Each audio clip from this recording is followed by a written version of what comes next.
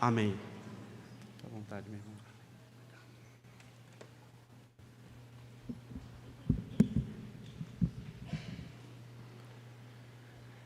Vamos abrir mais uma vez nossas Bíblias, no capítulo 19 de Lucas.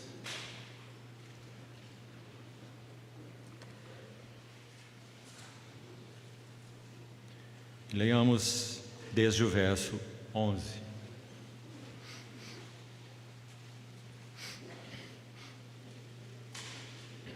Lucas 19, 11. Ouvindo eles estas coisas, Jesus propôs uma parábola, visto estar perto de Jerusalém, e lhes parecer que o reino de Deus havia de manifestar-se imediatamente. Então disse: certo homem nobre partiu para uma terra distante com o fim de tomar posse de um reino e voltar. Chamou 10 servos seus, confiou-lhes 10 minas e disse-lhes: negociai até que eu volte.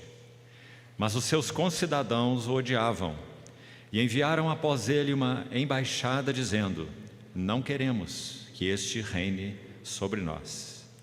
Quando ele voltou, depois de haver tomado posse do reino, mandou chamar os servos a quem dera o dinheiro, a fim de saber que negócio cada um teria conseguido.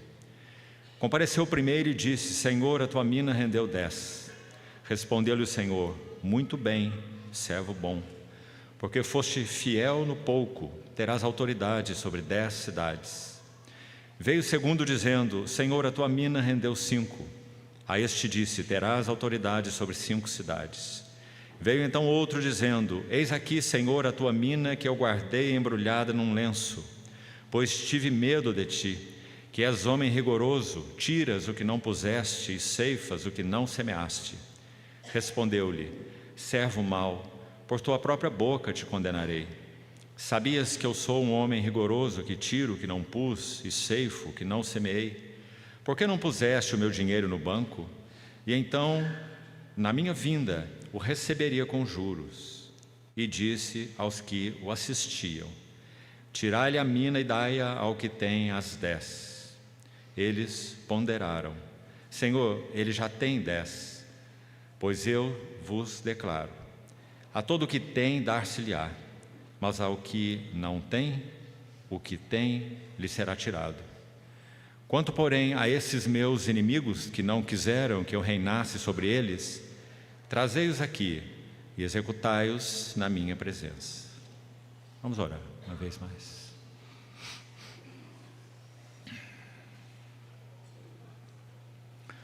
Querido Senhor, apresentamos com gratidão, reverência e expectativa as nossas vidas a Ti nessa noite. Suplicamos que o Senhor, que é o bispo e pastor das nossas almas, tome o Teu lugar no meio de nós e exerça o Teu santo ministério por meio do Teu Santo Espírito nas nossas vidas. Queremos compreender Tua palavra, queremos tocar além da letra, queremos recebê-la em nossos corações de tal modo que frutifiquem para a glória de Teu nome. Por isso nos ajuda, Senhor. Confiamos-nos a Ti. Cuida desse ambiente para que o Senhor obtenha tudo o que tem desejado no Teu coração para essa noite de comunhão. Assim nós oramos no Teu precioso nome. Amém. Amados irmãos, o que nós consideramos pela manhã, os primeiros passos dentro dessa parábola das 10 minas, nós vimos que ela estabeleceu um marco na etapa final da jornada com o Senhor, com seus discípulos, porque o Senhor está realizando sua última subida para Jerusalém. E nós buscamos acompanhá-lo desde o capítulo 9, verso 51, quando então, naquele evento do Monte da Transfiguração, de onde o nosso Senhor estava pronto quanto à sua pessoa humana para ser ascenso ao céu, 33 anos de idade, totalmente provado, quanto a si mesmo, plenamente aprovado. Então o Espírito Santo vai nos dizer, usando a pena de Lucas: ao se cumprirem os dias em que ele devia ser assunto ao céu, quanto então à sua dignidade e aos seus méritos pessoais, é isso o que poderia acontecer. Mas o nosso Senhor fez aquela escolha voluntária e manifestou no seu semblante uma intrépida resolução de ir para Jerusalém. Então nós citamos alguns textos nesse sentido pela manhã, ainda não completamos, os outros estão aqui nesse capítulo 19, já irei mencioná-los.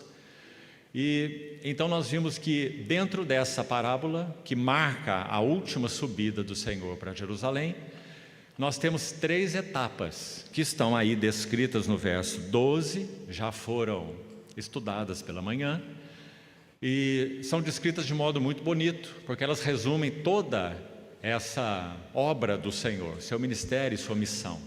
Então é dito: certo homem nobre partiu para uma terra distante. Então vimos que claramente essa é uma referência à cruz. Foi assim que ele partiu para essa terra distante, além do alcance humano. A sequência desse verso diz: para tomar posse de um reino. Então vimos que se a primeira frase aí tem a ver com a cruz, partiu para uma terra distante.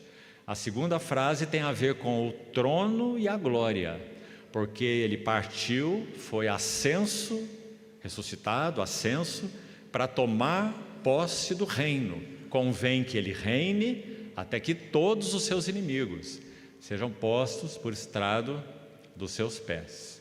Ele está entronizado à destra da majestade nas alturas. Então é claro que essa referência tem relação direta com o trono e a glória. E citamos, aí concluímos pela manhã, o Salmo 24, maravilhoso salmo, que tem relação direta, por isso é chamado de o Salmo do Reino, por muitos estudiosos. Salmo da Cruz, 22, Salmo da Igreja, ou da Ovelha, 23, Salmo do Reino, 24. Então, aqueles 2 coros de anjos fazem aquele cântico maravilhoso e aquela pergunta retórica para que o Rei da Glória seja então admitido ao trono celestial. Um lindo salmo. E isso tem a ver, claro, com o tomar posse do reino, a entronização em glória do nosso Senhor Jesus, o Filho de Deus, o varão aprovado por Deus. Então, até aí fomos, e essa última frase apenas citamos desse verso 12, a última palavrinha diz: e voltar.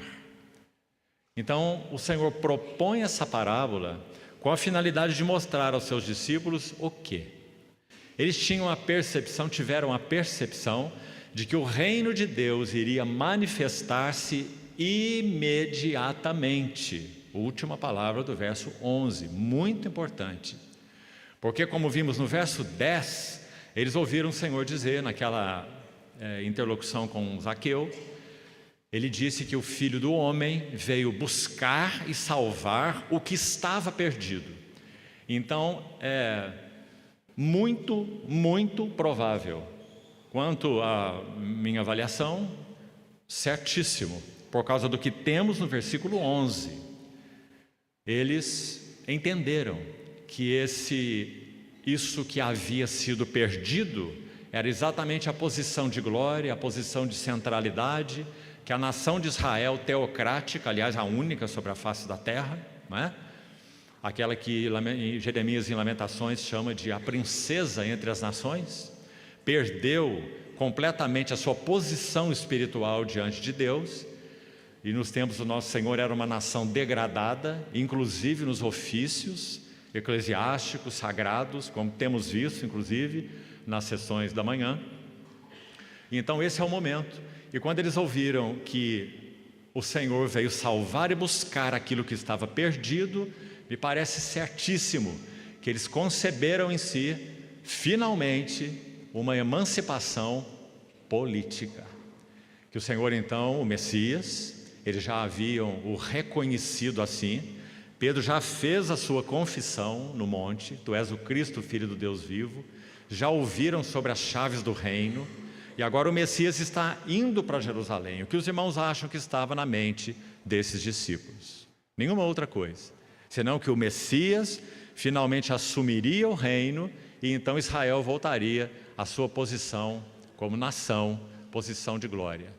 Mas não é nada disso o motivo da missão do Messias. Então, verso 11, o Senhor lhes propôs uma parábola, porque eles estavam pensando que o reino de Deus havia de manifestar-se imediatamente. Então, na primeira frase que citamos do verso 12, ele vai mostrar que o reino, quanto à sua manifestação pública, cósmica, universal, que bendito seja o Senhor, é o que ocorrerá na sua segunda vinda, mas não aqui. Então, a primeira frase fala da postergação. Um homem nobre partiu para uma terra distante, e lá ele vai tomar posse de um reino, e então ele vai voltar. 3 etapas: a postergação da manifestação pública do reino, primeiro. Segundo, um período intermediário que haveria então entre a posse do reino e o voltar, e finalmente então o retorno desse homem nobre, que é claro, evidente, que nessa parábola fala do retorno do nosso Senhor Jesus em glória, após ter tomado posse do reino. Então, até aí que nós fomos. Não examinamos pela manhã as últimas 3 referências a essa subida do Senhor a Jerusalém, desde o capítulo 9, verso 51, onde começamos, quando ele manifesta no semblante a intrépida resolução de ir para Jerusalém. E aqui estão os versos, então, para completarmos isso, para que os irmãos tenham o relato completo.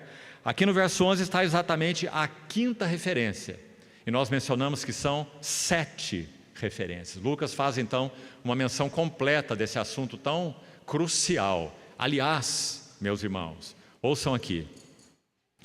Em Lucas 9, quando nosso Senhor estava no Monte da Transfiguração, só Lucas registra, refresque a tua memória aí e veja a beleza disso. Você se lembra que quando Moisés e Elias se apresentaram naquele monte, só Lucas vai registrar que eles estavam conversando com o Senhor a respeito do seu êxodo. É a palavra no original, saída, partida, que ele iria cumprir em Jerusalém. Não é assim? Somente Lucas registra.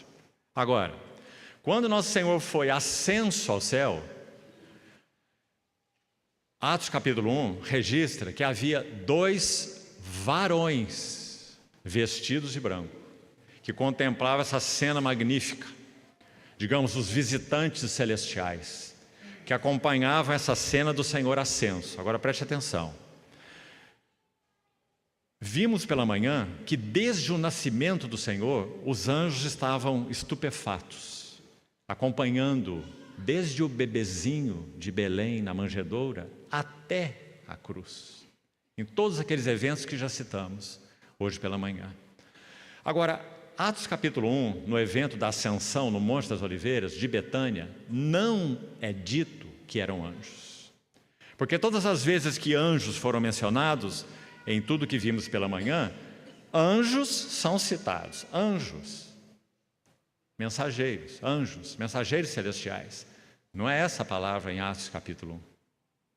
São 2 varões vestidos de branco, que acompanhavam essa cena magnífica, histórica, da ascensão do Verbo encarnado de Deus, do varão aprovado por Deus. Então eu quero sugerir algo para os irmãos. Para mim me parece muito claro, e espero que você não me faça perguntas após a reunião. Me parece muito evidente que esses varões são Moisés e Elias, os mesmos que estiveram com ele no Monte da Transfiguração, os mesmos que estiveram conversando com ele a respeito da sua partida que ele iria cumprir em Jerusalém. Agora me parece que esses mesmos 2, os 2 varões, estão aí agora apresentados e contemplando finalmente o varão aprovado por Deus. O êxodo motivo da conversa deles na transfiguração, agora está realizado. Ele completou, consumou a sua obra. Irmãos, se isso realmente foi assim, o que certamente a mim me parece ser, que cena.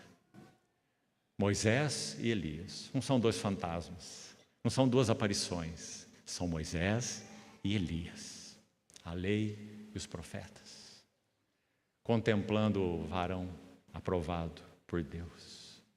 Quando ele ressuscitou e teve comunhão com os discípulos no caminho de Emaús, quando ele toma a escritura e fala com aqueles dois no caminho de Jerusalém para Emaús, é dito que ele tomou as escrituras e ele apresentou a eles tudo o que estava escrito a respeito dele, na lei de Moisés e nos profetas. Moisés e Elias, a lei e os profetas. Então me parece tão significativo que realmente esses varões sejam exatamente esses dois. Então nosso Senhor Jesus é ascenso ao trono com aquele coro angelical que nós vimos. Então aqui, retornando ao texto, quinta menção, versículo 11, visto estar perto de Jerusalém. As 4 anteriores já citamos, né? Você já deve ter registrado aí. A sexta menção do Senhor subindo com seu semblante fixo em Jerusalém, na cruz, na sua missão, na expiação, no cumprimento do propósito de Deus. Está no verso 28, aí mesmo, veja. Lucas 19, 28. E dito isto, prosseguia. Oh, meus irmãos, ninguém iria dissuadi-lo. Prosseguia Jesus subindo para Jerusalém. Agora, sabe o que acontece aqui? Versículo 41, aí mesmo, está a última menção, a 7ª menção. E é dito assim, somente por Lucas, de novo. Quando ia chegando, vendo a cidade, chorou. Em 3 ocasiões é mencionado o nosso Senhor Jesus em choro. A primeira foi diante do túmulo de Lázaro. Nosso Senhor chorou. Seu amigo estava na morte, mesmo que o Senhor iria tirá-lo da morte. Jesus chorou. João capítulo 11. A segunda vez, o nosso Senhor estava no Getsêmani. Como nós sabemos que ele chorou no Getsêmani? Por causa de Hebreus capítulo 5, versos 7 e 8, que certamente se refere ao Getsêmani. Hebreus 5, versos 7 e 8. Ele, porém, tendo oferecido com forte clamor e lágrimas, choro, lágrimas, orações e súplicas àquele que o podia livrar da morte, e tendo sido ouvido por causa da sua piedade, embora sendo filho, aprendeu a obediência pelas coisas que sofreu. E tendo sido aperfeiçoado, tornou-se autor da salvação eterna para todos que lhe obedecem. Então esse texto de Hebreus capítulo 5 é uma posição basicamente comum entre todos os eruditos, que esse texto se refere ao Getsêmani. Quando ele oferece esse clamor com lágrimas diante da angústia vivida no Getsêmani. Pai, se possível for, passe de mim este cálice, mas não seja feito o que eu quero, mas sim o que tu queres. E então, a outra ocasião, nós a temos aí agora diante de nós. Quando nosso Senhor vê a cidade, e então ele chora. Claro, essa ocasião é anterior ao Getsêmani, né? O Getsêmani vem depois disso. Então nosso Senhor, quando ele caminha esse último estágio para Jerusalém, ele está... Aqui nós temos o Monte Moriá, Monte do Templo. Aqui temos o Monte das Oliveiras. Entre os dois nós temos o Ribeiro Cedron. Então, na encosta, aqui está Moriá, aqui está Monte das Oliveiras. Nessa encosta, aqui, o nosso Senhor Jesus faz a volta desse monte, porque ele está vindo de Jericó. Então ele faz a volta nesse Monte das Oliveiras, assim. Quando ele chega em um determinado ponto aqui, em torno desse monte, ele já pode ver a cidade. Então aí está a cena desse versículo. e vendo a cidade, chorou. E o que ele disse quando você reúne os relatos dos evangelhos? Ele diz assim: Jerusalém, Jerusalém.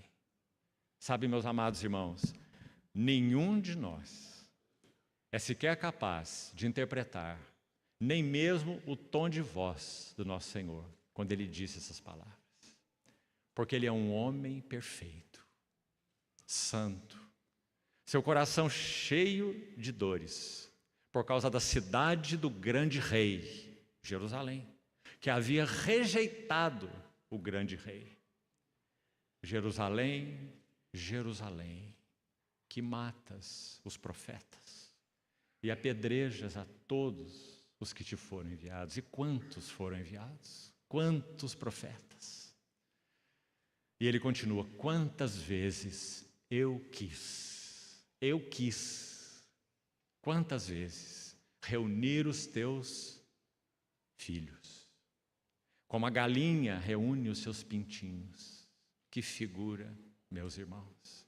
Nosso Senhor, se comparando a essa galinha que reúne pintinhos debaixo de suas asas. Essa expressão asas são muito interessantes no Velho Testamento. Êxodo 19: eu desci com asas de águia e vos cheguei a mim. Quando o Senhor redime o seu povo do Egito. Quando Noemi é acolhida por Ruth, é acolhida por Boaz, Boaz diz a ela, Boaz é uma figura de Cristo, que ela seja bendita por ter vindo buscar refúgio sobre as asas do Senhor. Então agora ele diz, o próprio Senhor, Jeová encarnado, nosso Senhor Jesus: eu quis reunir os teus filhos como pintinho, a galinha reúne pintinhos debaixo de suas asas. Mas vós não quisestes. Desde agora, a vossa casa, o Senhor, na primeira purificação do templo, como nós vimos em João 2, são 2 eventos de purificação, como já foi citado, purificação do templo. No primeiro evento, ele chama ainda aquele templo de a casa de meu pai. E no sentido espiritual se refere a ele, no sentido material e literal, ali estava a casa. E ali deveria estar sendo executado um serviço agradável a Deus. Para isso o templo está lá, ele não tem outra finalidade. Então ele ainda chama aquele templo assim. Mas na segunda purificação do templo, no final do seu ministério, nesse momento quando ele chora sobre Jerusalém, ele já não faz referência ao templo como casa do Pai. Ele faz referência ao templo como vossa casa. A vossa casa vos ficará deserta. Então, essa é a última referência ao Senhor subindo para Jerusalém. Vamos voltar aos versos anteriores, capítulo 19, e vamos seguir então com essa parábola. Nós dissemos para os irmãos que a ênfase nessa parábola é o termo negociai. Verso 13, por favor, coloque atenção nele. Frase final: negociai até que eu volte. Então escute bem. Quando nós pensamos o que é comum a todos nós como cristãos, já que essas minas representam isso, são 10 minas, falamos que é um valor, não são necessariamente as moedas de dracma, é um valor equivalente a 100 dracmas. Isso seria também equivalente a 100 denários. Os valores eram correspondentes nesse tempo, a dracma e o denário. O que é um denário ou um dinheiro? Um denário era o salário de um dia de um jornaleiro, de um trabalhador braçal, que equivaleria hoje aí a alguma coisa, um trabalhador autônomo, R$100, R$150, né? Então seria um valor muito difícil transportar isso para hoje, é extremamente difícil transportar valores daquele tempo para valores atuais.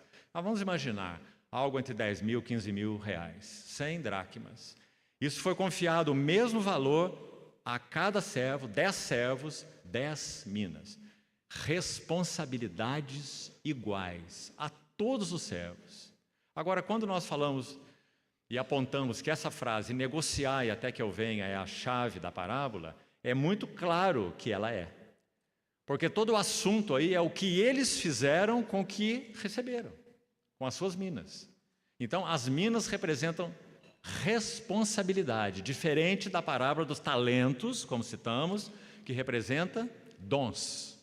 Por isso ali há diferença. 5 para um, 2 para outro, 1 para outro, mas aqui não há diferença. Então, responsabilidades iguais a todos os servos. E lembre-se que 10 na Bíblia, 2 mãos cheias. 10 representa plena responsabilidade.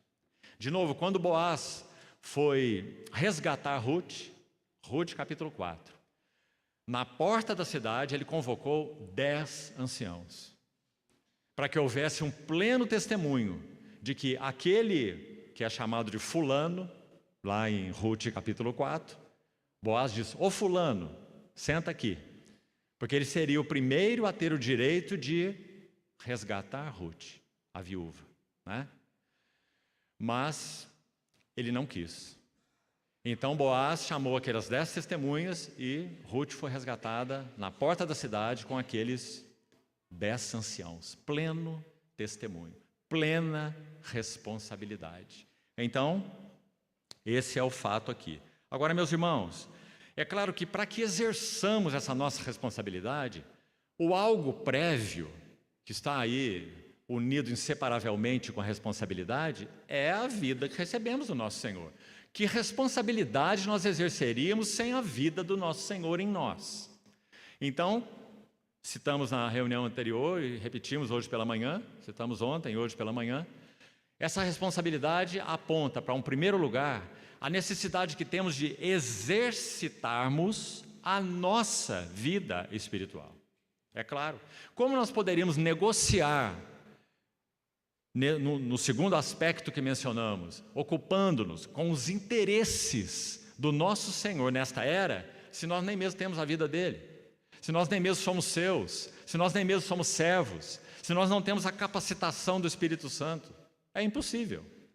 Então, o primeiro aspecto do negociar é: desenvolva a sua salvação.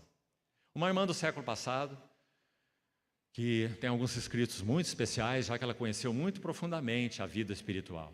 Ela disse assim: toda verdadeira obra emana da vida. Se não há vida adequada com o Senhor, não há obra adequada. E é claro, a vida adequada com o Senhor gera um caráter adequado. Tão importante, meus irmãos, falar sobre isso. Nós estamos aqui jogando palavras ao vento. Quanto a casa de Deus tem carecido de resgatar isso. Sabe por quê? Quanto de mentalidade empresarial tem penetrado no meio do cristianismo. Algumas palavras doem no nosso ouvido. Vou te citar uma delas. Nós precisamos colocar aquele irmão para fazer aquela tarefa, porque ele tem perfil para isso. Perfil para um serviço na casa de Deus. O perfil para o serviço da casa de Deus é ser parecido com Cristo. É ter o perfil de Cristo. É ser cheio de Cristo. Não há nenhum perfil que nos qualifique para fazer nada na casa de Deus. Meus irmãos, pessoas que têm alguma eloquência, não são todos os advogados que têm, embora sejam treinados para isso, né? Tem uns, infelizmente, que mal sabem falar, mas é comum que alguns advogados, eles sejam, quando eles creem no Senhor, daí poucos meses, o púlpito é dado a eles, para eles pregarem a palavra, mas eles não sabem nada da palavra. Eles não tiveram tempo para andar com o Senhor, para conhecer o Senhor. Eles vão ocupar púlpitos para ensinar pessoas, ensinar o quê? Não, ele tem oratória. Meus irmãos amados, guarde isso. Vida, caráter e obra. A inversão desses valores tem trazido tragédia na casa de Deus. Carismas têm sido colocados à frente de caráter. Então, é claro que o fator fundamental para que nós negociemos até que Ele venha é que a vida de Cristo cresça em nós. Aqui quero me lembrar o que tenho também o privilégio de ter estado com ele em mais de um encontro e ter recebido muito desse irmão, especialmente através dos seus escritos. Alguns aqui o conhecem, o conheceram. Ele está com o Senhor. O irmão Stephen Kong. Ele partiu para o Senhor com 108 anos. E certa vez um jovem o abordou e perguntou assim. Então, atenção para os jovens aqui. Um jovem que amava o Senhor. E perguntou a ele: irmão, como eu faço para descobrir qual é a minha função no corpo de Cristo? Porque eu quero servir o Senhor. Sabe qual foi a resposta do irmão? Ele tinha uma capacidade única de dizer um mundo de coisas em uma frase. Então ele respondeu com uma frase. Ouça a resposta: deixe que a vida cresça. Quanto mais a vida de Cristo cresce em nós, mais a função na casa de Deus vai se tornar evidente. Ninguém precisa delegar nada para você. Não é isso que vemos no Atos dos Apóstolos? Até mesmo quando fala sobre o serviço do governo na casa de Deus, Atos 20, 28. Paulo falando com os anciãos da Assembleia de Éfeso: atendei por vós, cuidai de vós mesmos e de todo o rebanho sobre o qual, na verdade a palavra aí é entre o qual, não é um sobre de estar sobre eles, entre o qual o Espírito Santo vos constituiu. Aí sim vem a palavra episcopos, supervisor, episcopos, bispos, para pastoreardes a igreja de Deus, que ele comprou com seu próprio sangue. Quem os constituiu? Foi Paulo. Irmãos, aquelas mãos apostólicas que eram impostas sobre anciãos naquelas localidades, eram mãos impostas que simplesmente testificavam aquilo que o Espírito Santo já tinha feito. Não é delegação de autoridade para ninguém. Então, quanto problema, quanta tragédia, quando essas coisas não são entendidas. Estamos reforçando-as porque isso tem uma relação direta com o negociar. Nenhum de nós seria capaz de negociar nada. Primeiro, se a vida de Cristo não estivesse em nós, certo? Mas todos que creem no Senhor têm a vida de Cristo. Então, a segunda questão, a vida de Cristo, como disse o nosso irmão Stephen, precisa crescer em nós. Ou seja, exercitarmos a nossa vida espiritual. Já que tocamos nisso, vamos ver 2 textos, pelo menos, sobre isso, rapidamente. Eu queria não apenas citá-los. Um deles já citei pela manhã, mas quero que você abra sua Bíblia, por favor. Filipenses capítulo 2. Olha o que Paulo diz aqui no verso 12. Filipenses 2, 12. Assim, pois, amados meus, como sempre obedecestes não só na minha presença, porém muito mais agora na minha ausência, desenvolvei a vossa salvação com temor e tremor. Na verdade, o tradutor aqui, João Ferreira de Almeida, ele foi bastante, digamos, delicado com essa palavra aí. Sabe por quê? Porque no original é a mesma palavra que aparece no verso 13, agora com a tradução dele também, efetua, está aqui na revista atualizada. Em outras versões que os irmãos têm na mão, certamente você tem a palavra opera. Deus é quem opera em vós, não é isso? Esse opera aí é a mesma palavra do desenvolvei. Então vamos lê-la assim, porque é exatamente a mesma palavra. Então o que Paulo está dizendo para os filipenses? Ele está dizendo, agora muito mais na minha ausência, operai. Olha isso, olha a força disso. Operai a vossa salvação com temor e tremor. Meus irmãos, como nós precisamos desse paralelo santo e saudável ser mantido diante de nós sempre. Quem operou a nossa salvação foi o nosso Deus em Cristo na cruz do Calvário, consumada e completa, graças ao Senhor. Quando Ele enviou o Espírito Santo, Ele enviou o Espírito Santo para nos regenerar, habitar em nós e realizar um trabalho dentro de nós. Só que esse trabalho do Espírito Santo dentro de nós, em um aspecto, é distinto do trabalho do nosso Senhor Jesus na cruz. Porque o trabalho do nosso Senhor Jesus na cruz foi unipessoal, foi incondicional. Aquele lagar, ele pisou sozinho. Agora, o trabalho do Espírito Santo em nós, ele sempre aguardará a nossa resposta. Sempre.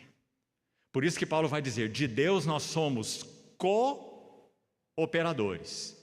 Se ele não operar, o Espírito Santo, ninguém faz nada. Ou se fizer, é problema. Não é? Agora, quando ele opera, ele busca cooperadores. De Deus somos cooperadores. E lavoura de Deus e edifício de Deus sois vós. Então é tão importante, meus amados irmãos. Graças ao Senhor, podemos de novo pisar aqui em princípios tão básicos, mas tão sérios. Não é? Perdeu-se a base, perdeu tudo, a casa desmorona. Nunca o Espírito Santo irá atuar em nós como um rolo compressor. Nunca, nunca, nunca. Ele sempre é o todo-poderoso gentil, que estará ali às portas, insistindo, falando. Ele não nos abandona. Ele nos permite algumas vezes que nós batamos com a nossa cabeça no muro. E é um ato de misericórdia, para que nós possamos ver o equívoco dos nossos caminhos. Mas Ele não irá nos manipular como marionetes, porque não é assim a relação dele conosco, e graças a Deus por isso. Então, operai a vossa salvação, mas há um equilíbrio tão lindo, tão divino, no verso que vem em seguida, não é? Porque e como nós podemos operar a nossa salvação com temor e tremor, desenvolvê-la, né? É porque, verso 13, Deus é quem opera em vós, tanto querer como realizar, segundo a sua boa vontade. Olhe, não tente explicar, porque é o mistério da operação de Deus e da operação do homem. Essa relação da soberania de Deus com a responsabilidade do homem não se processa assim. Ah, Deus vem até aqui. Às vezes ouvimos também, né? Agora é com você. Nunca opera dessa maneira. Deus até aqui, agora você. Não. Sempre opera assim. Deus sempre estará operando em direção às nossas vidas. Mas Ele sempre aguarda que nós operemos junto com Ele. Sempre. E assim desenvolvemos a nossa salvação. Por isso, quem tem ouvidos, ouça o que o Espírito diz a seguir. Você pode ouvir ou pode não ouvir. Não entristeçais o Espírito, não apagueis o Espírito. Não é? Então, amados irmãos, que o Senhor nos ajude a que isso fique muito claro. Eu sei que essa palavra, ela talvez tenha um valor especial para os jovens. E a minha intenção é essa mesmo. Que os jovens não se percam nisso. Mas que os velhinhos se lembrem que é assim que funciona. Então não cruze os seus braços. Ele está operando em todo o tempo, mas nós somos chamados para operar em resposta a Ele em todo o tempo. Então, na medida que Ele fala conosco, que Ele nos convence, que Ele aponta o caminho, que Ele mostra as dificuldades, os erros, as necessidades, então que nós digamos sim, Senhor. Sim, Senhor. Sabe, irmãos, essa dificuldade foi tão grande no apóstolo Pedro, vocês se lembram? O Pentecostes já aconteceu, o Espírito Santo já desceu, Pedro pregou uma mensagem maravilhosa no Pentecostes, 3.000 almas foram salvas, então ele entra na casa de Cornélio. Ele já deve ter entrado na casa de Cornélio assim, com bastante cuidado, era um gentio. Então ele foi enviado para lá por causa de uma visão do céu. Quando aquele lençol desceu com aqueles animais, ele mal podia olhar. E o Senhor falou: levanta-te, mata e come. O Senhor, ele sabia que era o Senhor. Mas ele disse duas palavras que são impossíveis de se dizer e de se colocar juntas. Ele disse: não, Senhor. Ou ele chama o Senhor de Senhor e diz sim, ou então ele diz só não. Mas ele não pode dizer não e chamar o Senhor de Senhor. E como ele conseguiu fazer isso? Por causa dos seus obstáculos religiosos, suas raízes judaicas. 3 vezes aquele lençol desceu. E quando ele diz, não, Senhor, de modo nenhum, eu nunca comi coisa comum e imunda. Olha como ele se refere a esses animais imundos, eram imundos mesmo, né? Aí o que o Senhor diz a ele? Ao que Deus purificou, não consideres comum ou imundo. A quem ele está se referindo? A nós, a mim e a você. Nós estávamos lá dentro daquele lençol, porque nós somos gentios. Então Pedro pregou o evangelho na casa de Cornélio. E ele começou a pregar com toda a delicadeza. Eu sei que Deus não faz acepção de pessoas entre os homens. Leia lá a mensagem de Pedro para você ver. E parece que em um dado momento, o Espírito Santo diz assim, chega Pedro, agora deixa que eu termino. Então o Espírito Santo desce sobre a casa de Cornélio. E Pedro tem a evidência de que eles realmente receberam o Senhor. Os gentios, imundos, impuros. Louvado seja o nome do Senhor. Então, meus irmãos, Ele, retornando, Ele opera e nós operamos. E assim desenvolvemos a nossa salvação. Só mais um texto para nós seguirmos. Olha o que Paulo escreve para Timóteo. 1 Timóteo capítulo 4. 1 Timóteo 4, verso 6.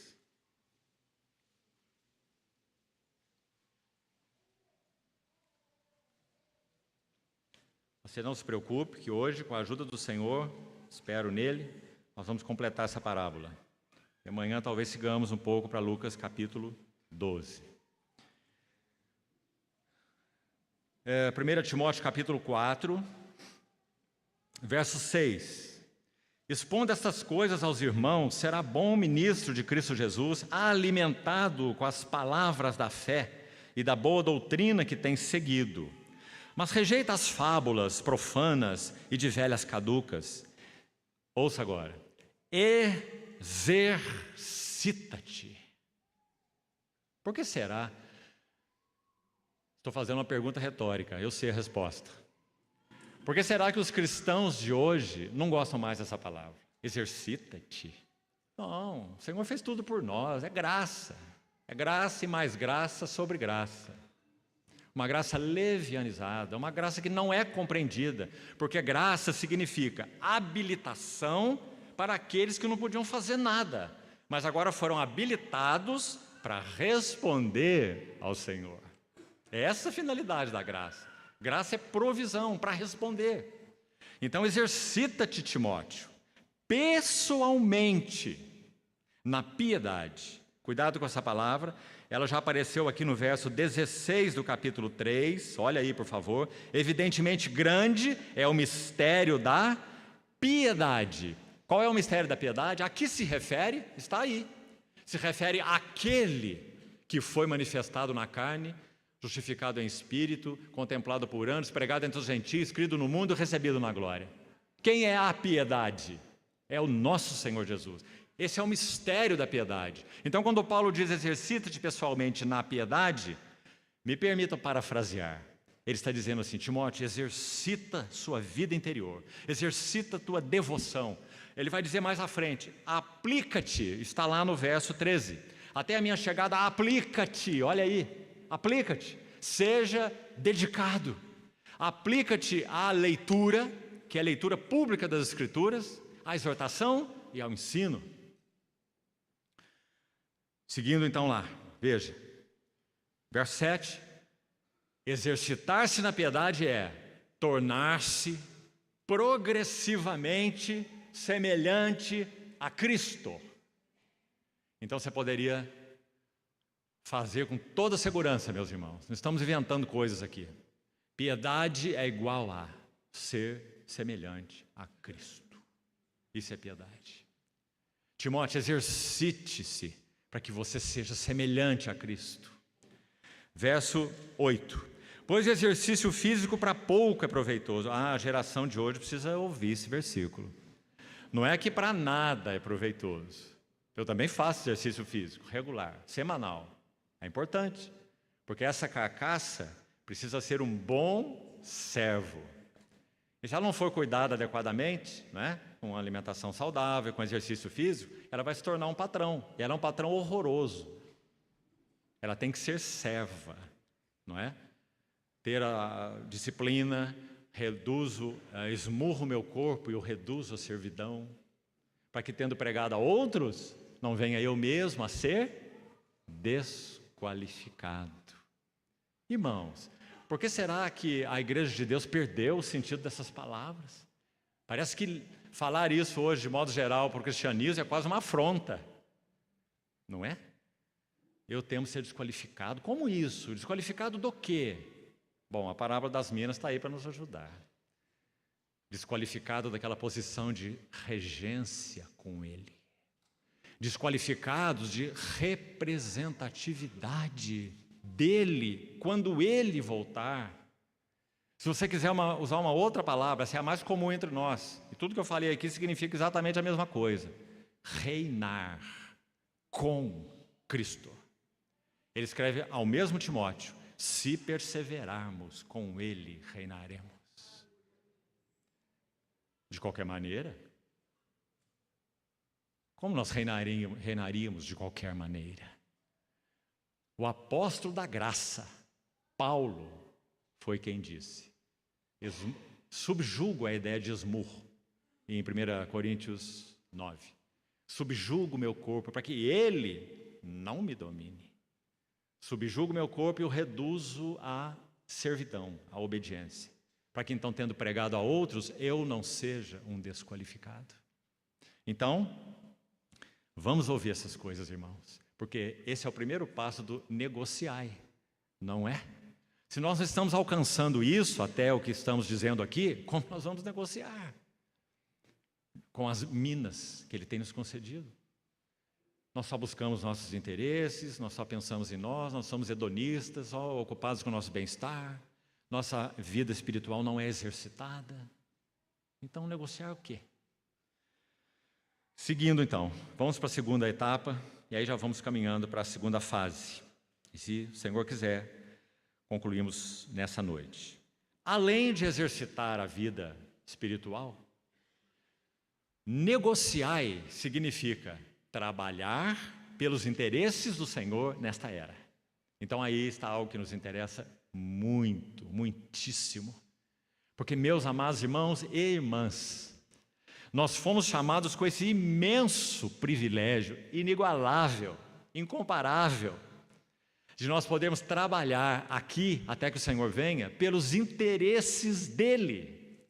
Porque, meus irmãos, por mais que na bondade dEle Ele nos tenha, para que façamos uma comparação, nos concedido, por exemplo, nossa profissão, nosso meio de vida, e graças ao Senhor podemos dar quando nós ainda gostamos do que fazemos, porque as coisas como estão hoje em dia, a maioria não gosta do que faz por responsabilidade, não é? E isso é muito bom.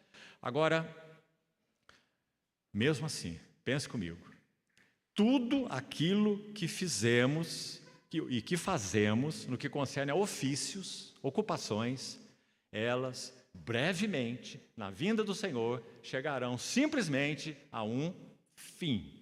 Terminou. Em si mesmas não teriam valor algum, nada.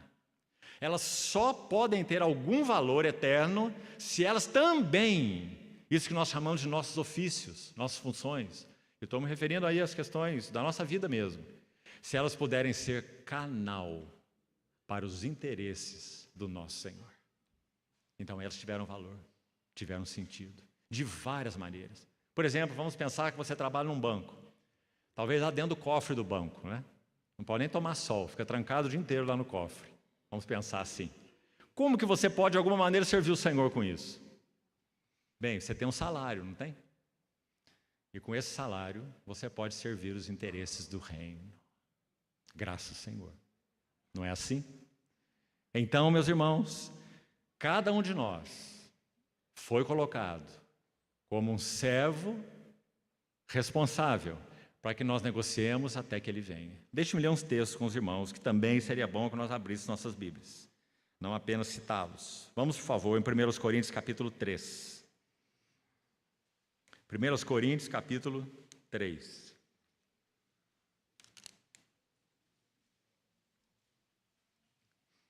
Veja o verso 9, que já citamos. 1 Coríntios 3, 9. Porque de Deus somos cooperadores, lavoura de Deus e edifício de Deus sois vós. Continue ouvindo com atenção. Segundo a graça, porque tudo começa aí. Tudo é pela graça. Da sua plenitude recebemos graça sobre graça, porque graça é provisão, graça é capacitação, habilitação. Por isso o Espírito Santo é chamado de Espírito da graça, inclusive, além de Espírito da glória, né? Da graça à glória. Segundo a graça de Deus que me foi dada, lancei o fundamento como um prudente construtor, e outro edifica sobre ele, porém, cada um veja como edifica. Como é que nós chamaríamos isso? Responsabilidade. A graça habilitando Paulo como para que fosse um sábio. A ideia do prudente aqui é sábio, sábio construtor, para que sobre o único fundamento que é Cristo, então ele edificasse com material adequado. Verso 11: porque ninguém pode lançar outro fundamento além do que foi posto, qual é Jesus Cristo. Contudo, se o que alguém edifica sobre o fundamento é ouro, prata, pedras preciosas, madeira, feno e palha, manifesta se tornará a obra de cada um. Relação direta com a parábola das minas. Aquele homem nobre, quando volta da terra distante, depois de ter tomado posse do reino, ele chama os seus servos, e lá você vai encontrar o termo assim: para ver o que cada um tinha conseguido por negociar. Assim está o texto original. Para ver o que cada um tinha conseguido por negociar. Manifesta se tornará a obra de cada um, pois o dia a demonstrará. Que dia é esse? O dia de Cristo. Porque está sendo revelada pelo fogo. E qual seja, de novo, obra de cada um? Negociai até que eu venha. O próprio fogo o provará. Se permanecer, tem um C aqui, a obra de alguém que sobre o fundamento edificou, esse receberá galardão.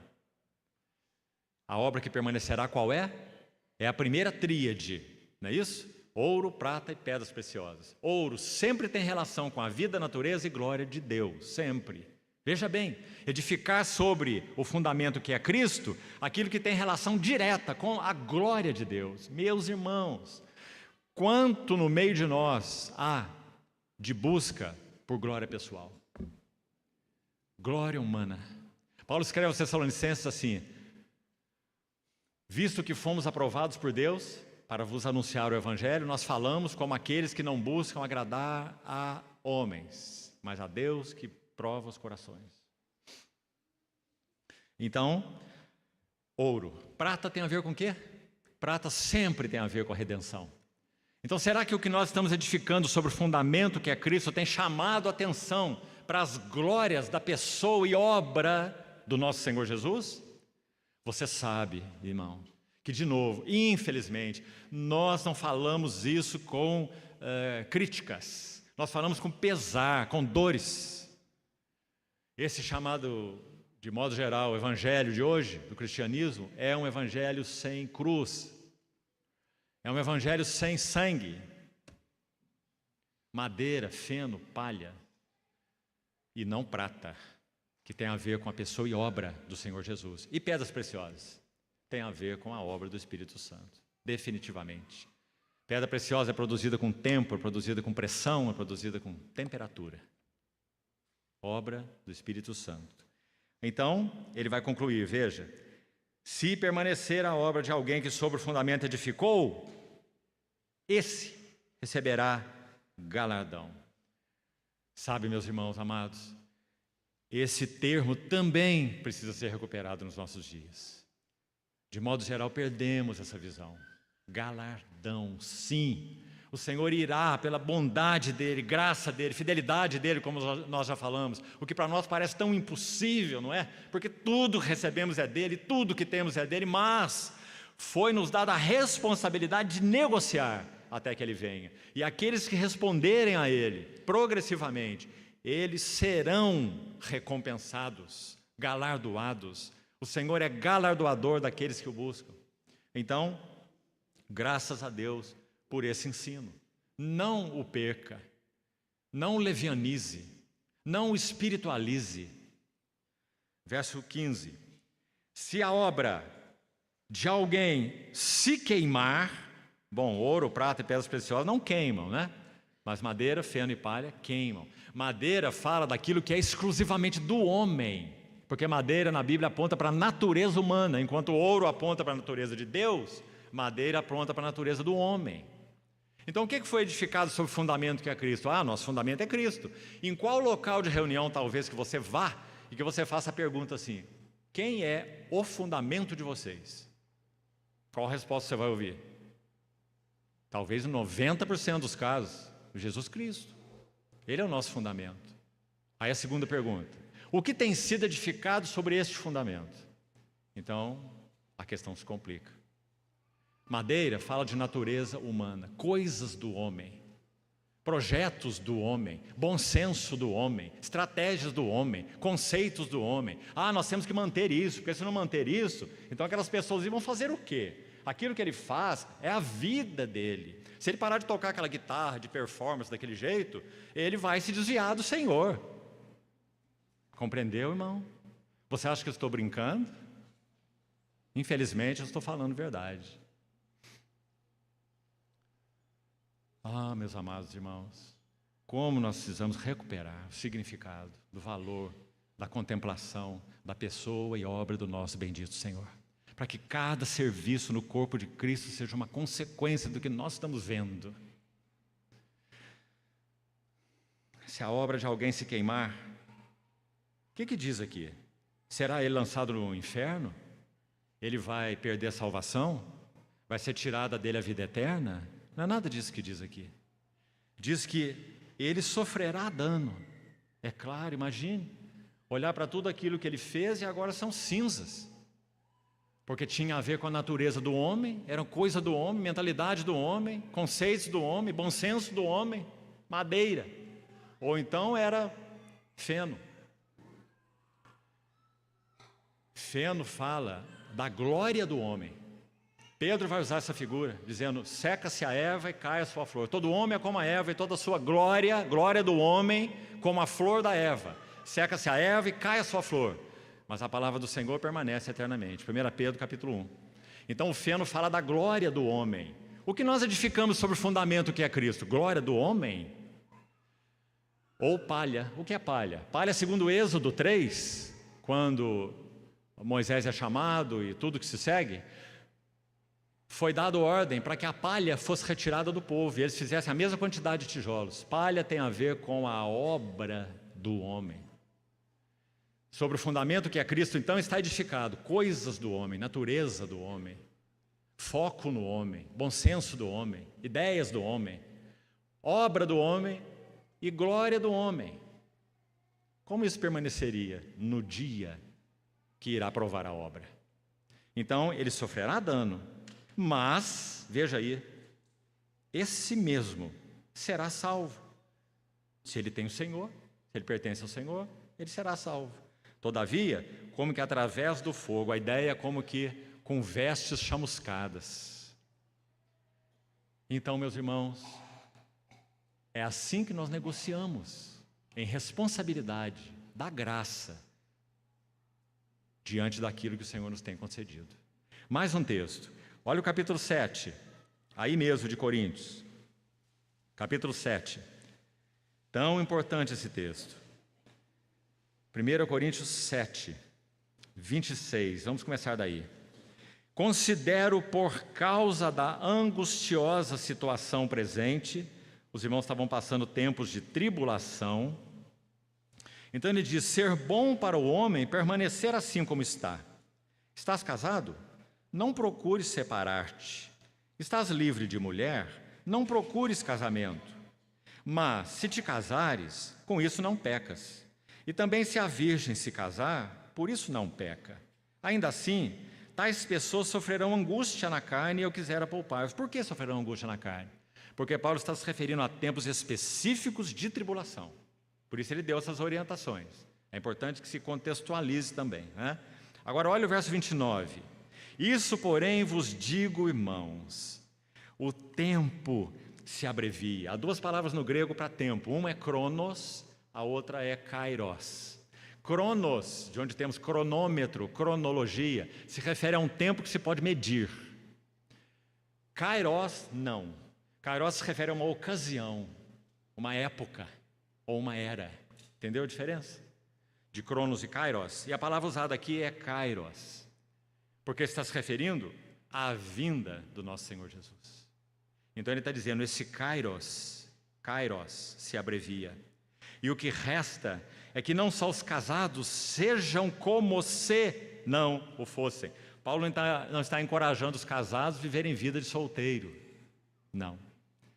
Ele está dizendo que eles compreendam que o propósito do chamamento de Deus não é que eles sejam homens casados, é que eles sejam servos do Senhor. Sobretudo, acima de serem casados. Então que os casados sejam como se não fossem. Que exortação importante, irmão. Porque quantas vezes pensamos, já falei isso em outra sessão, que se está tudo bem conosco, minha esposa, meu marido, filhos, família, então ótimo, graças a Deus, o Senhor tem operado em nós, todos estão com o Senhor, todos estão servindo o Senhor. E a casa de Deus? Permanece em ruínas? Enquanto cada um de nós corre pela sua própria casa? Nossa primeira responsabilidade é a nossa casa é parte da casa de Deus, mas não significa que se nossa casa está ajustada, tudo está certo com relação à casa de Deus. Então que os casados sejam como se não fossem, mas também os que choram. Que belas colocações de Paulo, irmãos, pelo Espírito Santo. Os que choram, chorar por quê? Por que nós choramos? Sabe o que disse Robert Chapman sobre isso? Ele disse assim, a maior parte das nossas tristezas são resultado de, número 1, ego mortificado. Número 2, vontade própria frustrada.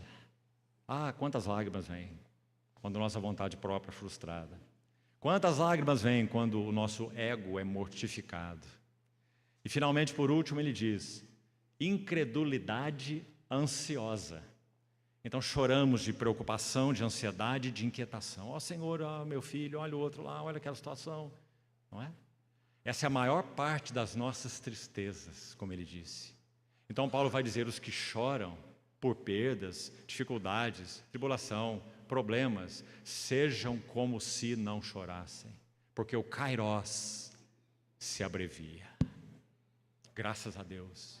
Mas também ele diz, por outro lado, os que se alegram como se não se alegrassem. E quais são os motivos da nossa alegria? A lista é longa também, não é? Fui promovido, o salário melhorou, comprei um carro novo, mudei não sei para onde. Não é? Os que se alegram como se não se alegrassem. Os que compram como se nada possuíssem. Um servo do Senhor comentando esse texto, se não me engano, foi João Calvino mesmo. Ele disse assim, nós devíamos considerar tudo aquilo que compramos, tudo que temos, como sendo empréstimos por um dia. Muito interessante, não é? Só empréstimos por um dia, porque você não sabe se terá outro dia. E aí ele continua. Os que compram como se nada possuíssem e os que se utilizam do mundo como se dele não usassem ou não utilizassem. Sabe que aqui tem uma configuração diferente nas palavras? Paulo diz assim, os que usam do mundo não sejam aqueles que dele abusam. Essas são as palavras na língua original. Você usa, claro, nós estamos vivendo aqui no mundo e usando das coisas do mundo, mas não abuse. Porque a aparência, esquema, aparência, configuração, porque o esquema deste mundo passa. E o que eu quero é que estejais livres de preocupações. Vamos para o capítulo 9, aí mesmo, verso 24. Não sabeis vós que os que correm no estádio, todos na verdade correm, mas um só leva o prêmio? Correi de tal maneira que o alcanceis. Você está vendo? Negociai aí de novo, negociai até que ele venha. Correi de tal maneira que o alcanceis. Todo atleta em tudo se domina. Aqueles para alcançar uma coroa corruptível, nós, porém, a incorruptível. Assim também corro eu, diz Paulo, não sem meta. E a meta ele descreveu lá em Filipenses 3. Prossigo para a meta, prossigo para o alvo, o prêmio da soberana vocação de Deus em Cristo Jesus. Assim luto, não como desferindo golpes no ar, mas subjugo ou esmurro o meu corpo e o reduzo à escravidão, servidão, obediência, para que, tendo pregado a outros, não venha eu mesmo a ser desqualificado. Então, meus irmãos, concluindo essa etapa aqui, a cada um de nós foi concedida uma mina, responsabilidade, para que então nós exercitemos a nossa vida espiritual e para que nós trabalhemos pelos interesses do Senhor, com tudo aquilo que Ele nos tem dado, com tudo aquilo que somos. Vamos avançar um passo mais. Abra, por favor, o Salmo 74.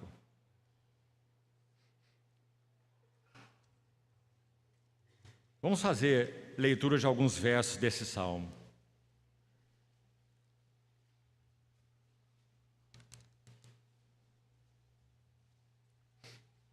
Primeira coisa, antes de lermos, se nós iremos cooperar com o Senhor, nós precisamos conhecer com o que Deus está ocupado, não é? Como você vai cooperar com o Senhor se você não sabe com o que Deus está ocupado? Nós não teríamos tempo para entrar nos detalhes disso, mas eu vou resumir para você, para que você faça a sua meditação. Então registre aí. A Epístola aos Efésios registra com tanta clareza, não apenas ela, mas com tanta clareza a ocupação de Deus, e nós carecemos tanto que o Espírito Santo faça cair as escamas dos nossos olhos, para que nós saibamos com o que, afinal de contas, que Deus está ocupado. Porque se nós havemos de ser cooperadores, e se nós havemos de ser galardoados ou recompensados, então é claro que será dentro daquilo com que Deus está ocupado. Qual é a ocupação de Deus? Então Paulo aos Efésios vai escrever assim, escute bem, Efésios 1, 23. Ele vai dizer que Cristo foi exaltado acima de todas as coisas, recebeu o nome que está acima de todo nome, e no verso 23 ele vai dizer que Cristo é aquele, a igreja é o corpo de Cristo, e é a plenitude, escute bem essa frase, Efésios 1, 23, a igreja é a plenitude daquele que tudo enche em todas as coisas. Bem, ele vem falando até aí, no verso 23, de Cristo, que Deus ressuscitou a Cristo, que ele foi então ressuscitado pelo supremo poder de Deus, foi colocado nessa posição de supremo domínio, que ele é a cabeça da igreja, que a igreja é o seu corpo, e que a igreja é a plenitude, repetindo, daquele Cristo, que a tudo enche em todas as coisas. Então, meus irmãos, primeira fase, coloquemos assim, vamos pensar numa moeda de duas faces. Primeira face aqui, com o que Deus está ocupado? Ele está ocupado com encher todas as coisas com Cristo. Você ouviu bem, irmão? Efésios 4:10 repete a mesma ideia. Deixa-me citar para você. Efésios 4:10. Aquele que desceu, se referindo a Cristo, claro, é o mesmo que subiu, a ascensão do nosso Senhor. Para que ele subiu? Para que ele foi ascenso? Subiu acima de todos os céus para encher todas as coisas. Não é assim? Você está ouvindo bem, irmão? O propósito eterno de Deus é encher todas as coisas com Cristo. Por isso, de novo, citando o irmão Sparks, ele disse assim, olha que frase, o teste para nós sabermos se uma obra, uma palavra, um serviço, um livro que você está lendo, uma coisa qualquer, o teste para saber se aquilo tem sido agradável a Deus é, 2 pontos. Quanto de Cristo há nisso? Simplesmente isso. Quanto de Cristo há nesse serviço? Quanto de Cristo há nesse ministério? Quanto de Cristo há nessa pregação? Quanto de Cristo há nessa adoração? Quanto de Cristo há? E por que esse teste? De onde ele tirou isso? Certamente de Efésios. Porque capítulo 1, 23 e capítulo 4, 10, tão claro. Ele subiu acima de todos os céus para encher todas as coisas. O propósito eterno de Deus é encher tudo com Cristo. Começando de nossas vidas pessoais, nossos relacionamentos, o reunir da igreja, a adoração, os nossos serviços, nosso relacionamento com o mundo. Porque, meus irmãos, como tudo irá consumar? Que lindo, irmãos. O final do livro de Ageu, cujo tema é a casa de Deus. Passou um desesperado aqui, né? Ele está com medo, ele está correndo. O livro de Ageu, cujo tema é a casa de Deus. Você se lembra como termina? O livro de Ageu termina assim. É o livro que diz: a glória dessa última casa será maior do que a primeira. Não é? Ageu. O livro de Ageu termina dizendo, consulte lá, os últimos versos daquele livro, eles vão nos ensinar que, quando nosso Senhor se manifestar em glória, a segunda vez, cada recanto desse universo terá uma impressão da glória de Cristo. Não haverá um canto, um recanto nesse universo que não tenha uma impressão das glórias de Cristo. Por quê? Porque aquele que subiu acima dos céus, ele subiu para encher todas as coisas. Meus irmãos, ele tem enchido nossas vidas, ele tem enchido nossa mente, ele tem enchido nossas afeições, ele tem enchido nossos relacionamentos. Quando nós estamos juntos louvando ao Senhor, quem nós estamos vendo? Ele tem enchido os nossos corações, ele tem se mostrado nessa palavra de modo que ele enche essa palavra. Qualquer lugar que você abre essa palavra, é ele que você vê, porque ele é a chave que abre todas as escrituras. Não é assim? Para encher todas as coisas. Ah, meus irmãos, naquele momento em que a arca deixou o templo, o tabernáculo, não fez falta. Não é? O serviço continuou. Sem arca. Templo sem arca. Agora, qual é a outra face da moeda do propósito de Deus? Se por um lado, eles são complementares, por isso uma moeda. Pense nela sempre. Propósito eterno de Deus não é ter muitos filhos na glória, faz parte. Mas nunca descreva o propósito de Deus assim. Eu já ouvi isso muitas vezes, por isso estou buscando te ajudar. Irmãos dizendo assim: o propósito eterno de Deus é ter uma família de filhos semelhante ao seu filho. Não, esse não é o propósito eterno de Deus. Ele não pode ser descrito assim, não. Essa é a face B do eterno propósito de Deus. Tem a face A. E a face A do propósito de Deus está descrita em Colossenses. O propósito eterno de Deus é que Cristo tenha primazia e preeminência em todas as coisas. Esse é o propósito eterno de Deus. E graças ao Senhor, sim, a igreja foi incluída nesse propósito eterno. E ela poderá participar disso, participar da glória dele. Porque ela foi chamada para isso. Mas o propósito eterno de Deus não pode ser descrito tendo a igreja como centro.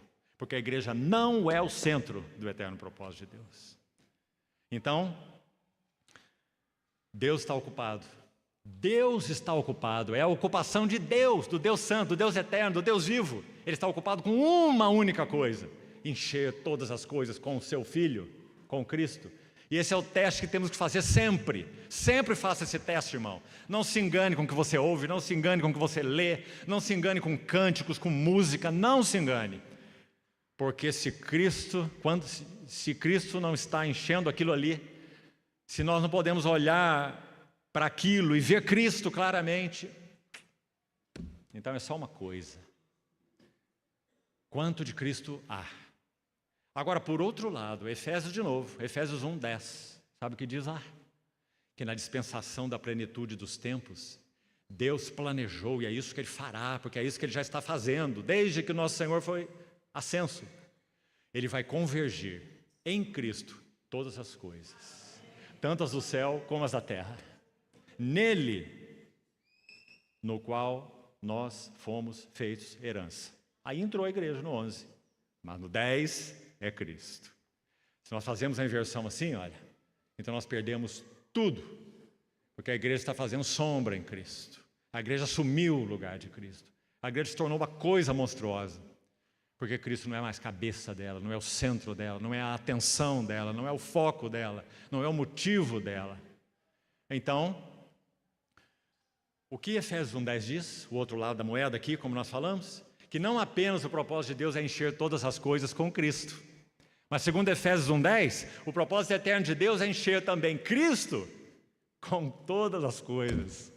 É por isso que Hebreus 1 vai dizer que ele é o herdeiro de todas as coisas, porque tudo foi criado por meio dele e para ele. Então, irmãos, é um duplo propósito, não é? Magnífico, que deve reger nossas vidas. Todas as coisas cheias com Cristo. Cristo cheio com todas as coisas. Louvado seja o nome do Senhor. Se Ele está ocupado com isso, com o que nós estamos ocupados? Com o que nós nos ocuparíamos? Ah, meus irmãos, que o Senhor ordene o serviço, o negociar de cada um de nós, para que não negociemos em vão, não negociemos trocando madeira, feno e palha, mas negociemos com ouro, prata e pedras preciosas. Ainda, já estamos encerrando. Salmo 74 que citei. Preste atenção. Vamos ler esse salmo. Primeira coisa, já vamos ler. Olhe quantas vezes você vai ter essa palavrinha teu. Porque é aquilo que se refere a Deus. Se fosse colocar um título nesse salmo, na minha Bíblia aqui em negrito, você sabe que esses textos não são parte do texto original. Você acha que você já sabe disso, não é? Então aqui na Bíblia que estou lendo, tem um subtítulo aqui escrito Lamento por causa da profanação. E você deve ter outros subtítulos aí, certo? Que não fazem parte do texto inspirado. Eu gostaria de te ajudar com outro título. Se me fosse permitido, eu daria o título para esse salmo assim: As dores de parto por causa da profanação da casa de Deus. Porque Asaf aqui, ele está em dores de parto, porque a casa de Deus, assunto que nosso irmão tem tocado tanto pela manhã, não é? A casa de Deus está sendo profanada, e ele está em dores de parto. Agora, meus irmãos, ainda antes de ler o salmo, porque é por aqui mesmo que vamos terminando, então, por favor, me suporte um pouco mais. Paulo disse que a única maneira da igreja ser edificada é por aqueles que têm dores de parto. Não é? Gálatas 4:19. Ele vai dizer, meus filhinhos. Assim ele via os Gálatas, são filhos espirituais dele. Meus filhinhos, por quem eu, no caso deles é de novo, eu sofro dores de parto. Por quê? O que significa isso? Vamos terminar o versículo? Até que Cristo seja plenamente formado em vós. Assim a igreja é edificada. Colocado de outra maneira, irmão, são frases para você levar para a cama com você. Eu vou te dizer que se o Espírito Santo começar a abrir teus olhos, você vai passar a noite em claro. E a frase é, se nós estamos orando ao Senhor e pedindo a Ele, Senhor, edifica a tua casa, edifica a tua casa. Então, Ele nos responde com uma pergunta. Ele responde essa oração com uma pergunta. E a pergunta é, você quer morrer? Para eu edificar a minha casa, eu preciso de voluntários que queiram morrer. Para os seus interesses, para as suas coisas, para os seus projetos, para os seus planos. E, de muitas maneiras, para o seu próprio bem-estar. Deixando conforto, deixando situações, ninhos confortáveis. Você quer?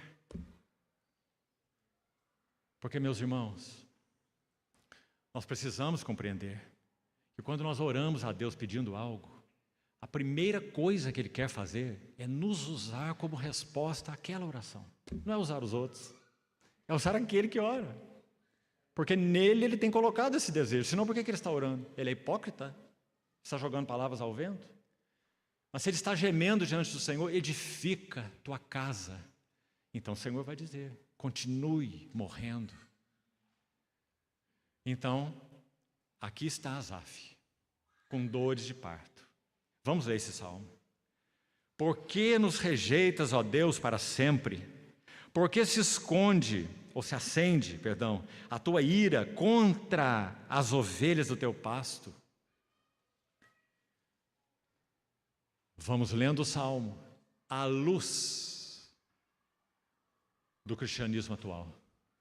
E que o Senhor faça aplicação específica para nossas vidas e as suas igrejas. Lembra-te da tua congregação. Ele já mencionou um teu lá no verso 1, né? Então note sempre o teu e a tua. Teu pasto, tua congregação, que adquiriste desde a antiguidade, que remiste para ser a tribo da tua herança. Que palavras, meus irmãos. Lembra-te do Monte Sião, que fala do governo de Deus entre seu povo, no qual tens habitado. Dirige os teus passos para as perpétuas ruínas. Tudo quanto de mal tem feito o inimigo no santuário. A ideia exata desse texto, desse verso 3, dirige os teus passos, é apressa os teus passos. Apressa os teus passos para quê? Em direção às perpétuas ruínas. Que ruínas? Da casa de Deus, do testemunho do Senhor. Tudo quanto de mal tem feito o inimigo no santuário.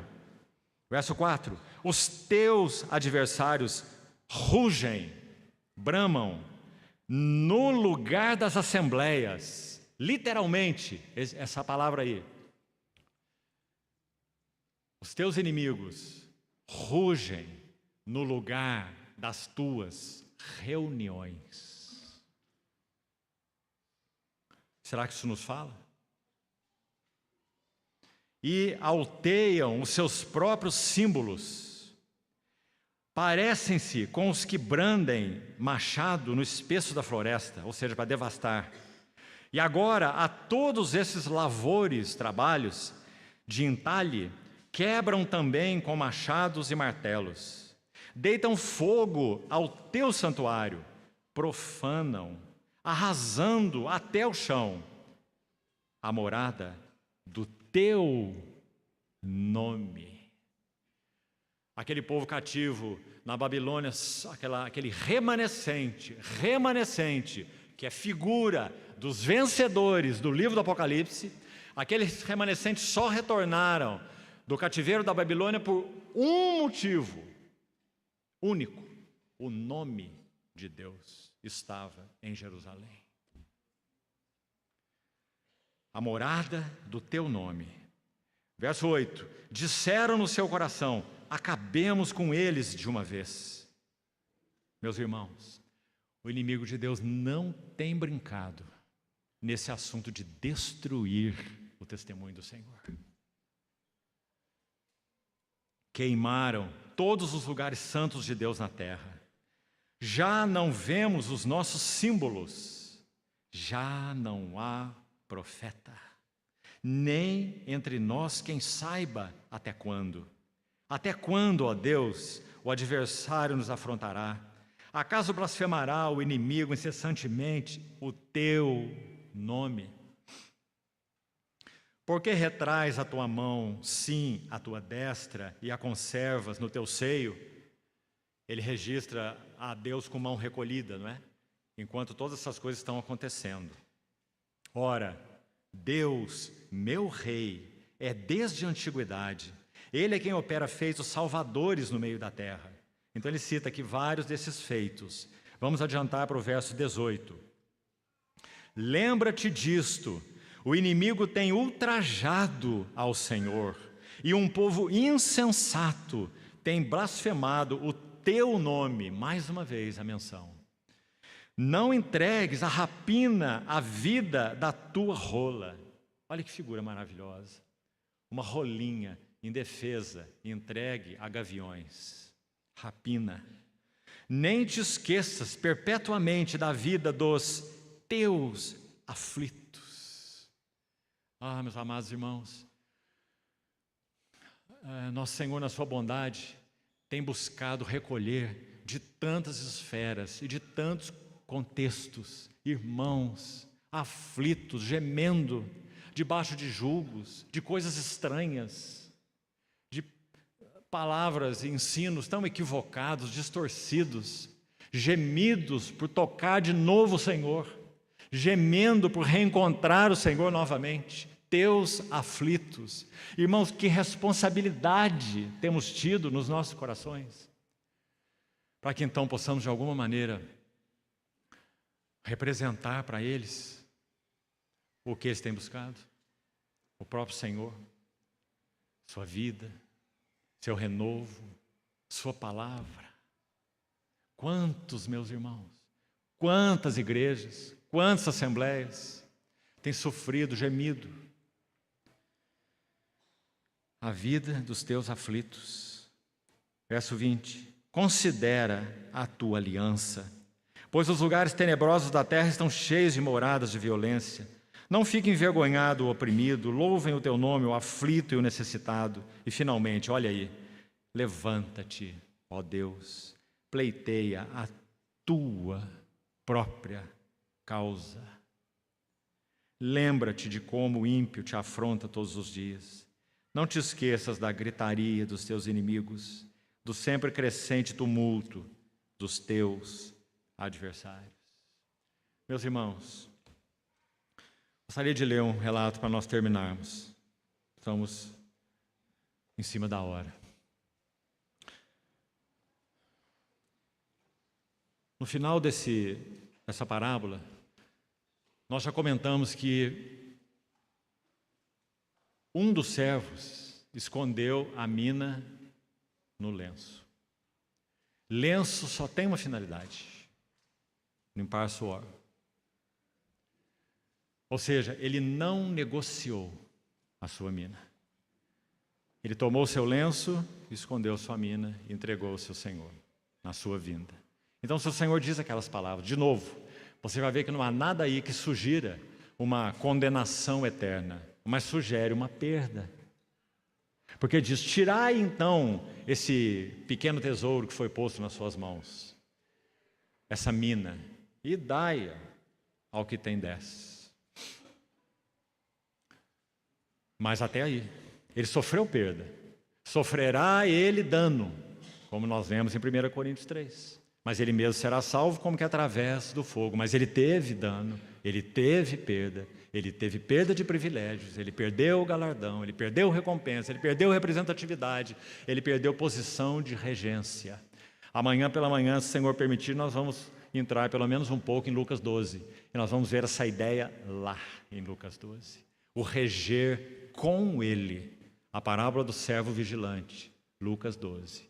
Então, essa foi a perda desse homem que não negociou com a mina. Segunda coisa, ainda antes de concluirmos, esse muito bem que nós já compartilhamos pela manhã. Que assombroso é esse muito bem, não é? Eu já citei isso para os irmãos em várias instâncias, mas acho que seria importante repetir isso aqui mais uma vez, para as nossas irmãzinhas, para as mamãezinhas, para aquelas que de alguma maneira exercem o seu ofício somente nas suas casas. Essa é uma citação tão bonita de um irmão, de novo, é Abe Simpson, em uma obra dele sobre o Espírito Santo.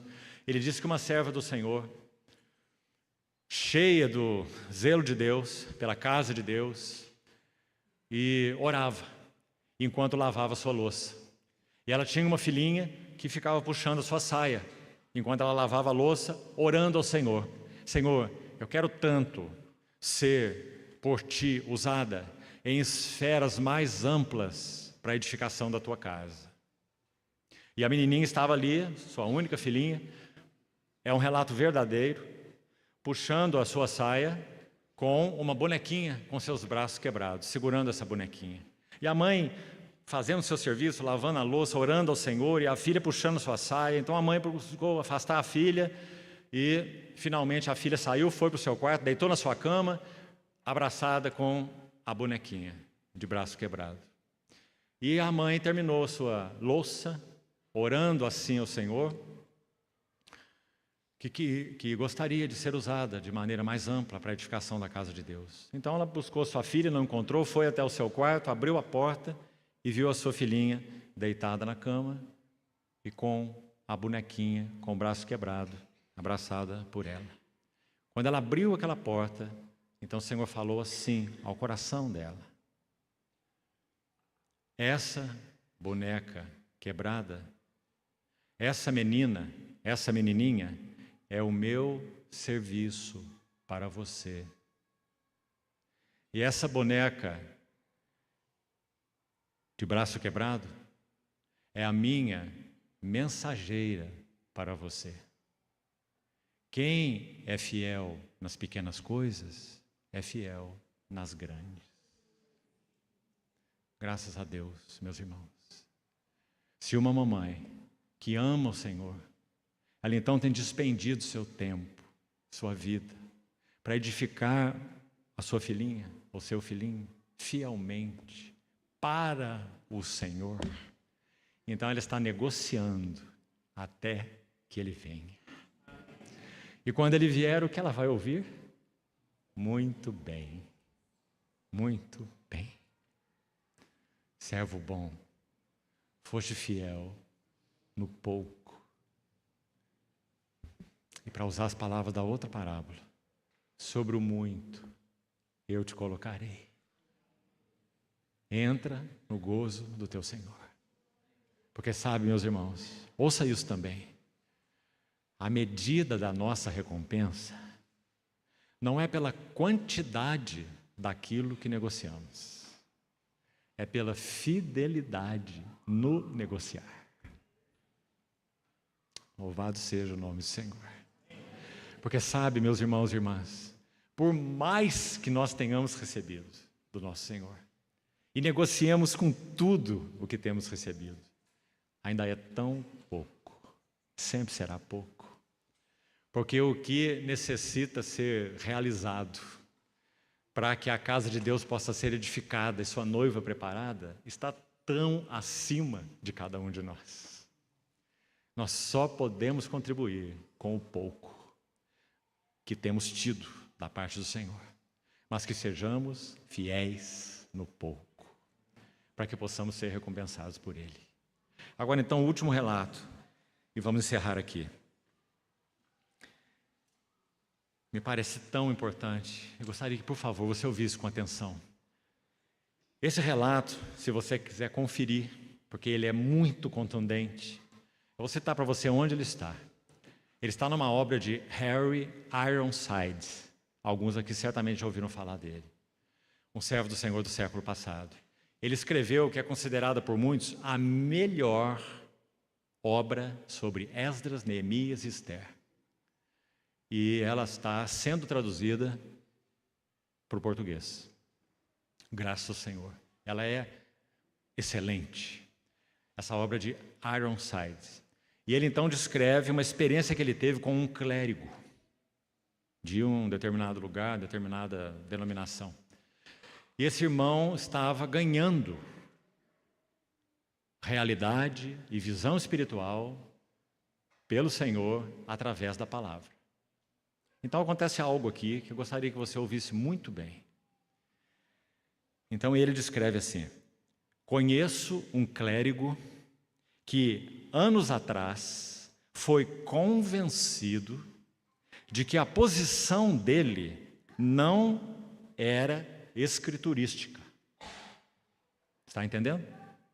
A maneira como ele exercia seu serviço, sua função, seu ministério, ou o contexto em que ele estava, ele compreendeu que isso não era escriturístico. Mas que, tendo enfrentado oposição por parte da sua família, quando ele pensava em avançar, olha essa frase, avançar por amor ao nome do Senhor. conforme o que ele havia entendido ser a vontade do Senhor. Estava ganhando luz, clara, na palavra do Senhor. Então, quando ele pensava em avançar por amor do nome do Senhor, conforme o que ele havia entendido ser a vontade do Senhor, mas enfrentou oposição por parte da sua família. Então, ele havia entendido o quê? Seguindo aqui, que ele deveria avançar para um lugar. Não estou dizendo que isso acontece de maneira generalizada com todos, certo? Então, aplique isso dentro daquilo que o Senhor quiser falar ao seu coração. Então, ele deveria avançar para um lugar, escute bem, fora da esfera onde ele estava, certo? E então ele disse assim, para o irmão Ironside, olha o que ele disse: por amor aos meus filhos, eu ficarei onde estou. Mas eu pregarei a verdade até onde for possível. E ele conclui assim: esse clérigo, então, viveu para ver o seu filho condenado como um bandido fora da lei pelo Estado. E a sua filha se tornou uma atriz no palco pecaminoso do mundo. E ele mesmo se tornou um naufrágio na fé. Oh, meus amados irmãos, eu gostaria de terminar com uma nota positiva nessa noite, mas acho que não vai ser possível. Vamos terminar com essa nota. Quanta implicação tem a luz que o Senhor nos tem dado. Quanta implicação tem esse assunto do amor ao seu nome.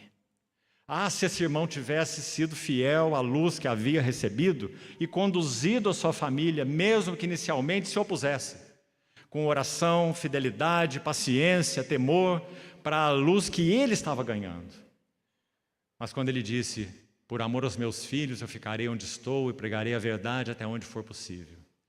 Então o resultado foi esse que nós vemos. Meus irmãos, cada um de nós tem sido chamado para negociar até que ele venha. O Senhor nos tem dado luz, o Senhor nos tem dado entendimento. Na medida de luz que cada um de nós tem tido, sejamos fiéis. Não nos deixemos levar por temor humano. Não nos deixemos levar por perdas de privilégios. Mas assumamos posições pelo nome e pelo testemunho do nosso Senhor. Vamos orar, concluímos aqui. Querido Senhor, te suplicamos que o Senhor nos ajude, guarde, mesmo que tenhamos concluído aqui essa noite com essa nota tão contundente. Pedimos ao Senhor que estenda a tua mão de misericórdia sobre nós e nos tomando pela mão, nos ajude a assumirmos, cada um de nós, Senhor, de acordo com a luz que tem alcançado, assumirmos posições claras pelo teu nome, pelo teu testemunho, pela tua herança, pela tua glória, pelo teu reino. Ó Senhor, nos limpa de motivos espúrios, nos guarda dos temores humanos. Assim, Senhor, queremos que o Senhor nos habilite para que sejamos fiéis até que o Senhor venha. Alimenta-nos, Senhor, ainda te pedimos essa noite, fala ao nosso coração, corrige as nossas vidas, alinha-nos, Senhor, em nossa vida e em nosso serviço, quanto nós carecemos. E assim te pedimos, no teu precioso nome. Amém.